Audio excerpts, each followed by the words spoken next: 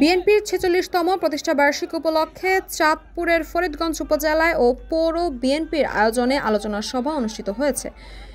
রবিবার দুপুরে Faridganj press club চত্বরে উপজেলা বিএনপি সিনিয়র যুগ্ম আহ্বায়ক শরীফ মোহাম্মদ ইউনুসের সভাপতিত্বে সভায় প্রধান অতিথি বক্তব্য দেন উপজেলার বিএনপি আহ্বায়ক আলহাজ এম.এ. হান্নান, উপজেলার বিএনপি যুগ্ম আহ্বায়ক মুজিবুর রহমান দুলাল এবং পৌর বিএনপির সভাপতি আমানত গাজীপুর সঞ্চালনায় বক্তব্য দেন উপজেলার বিএনপি যুগ্ম আহ্বায়ক মোহাম্মদ মনজিল হোসেন। এছাড়াও উপস্থিত ছিলেন আরও অনেকেই। তাসপিয়া তাবাসসুম,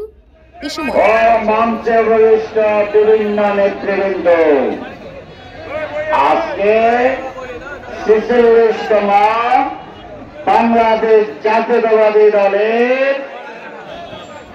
কি প্রতিষ্ঠা বার্ষিকী, জন্মবার্ষিকী যাই বলেন, এই প্রতিষ্ঠা বার্ষিকী, সেই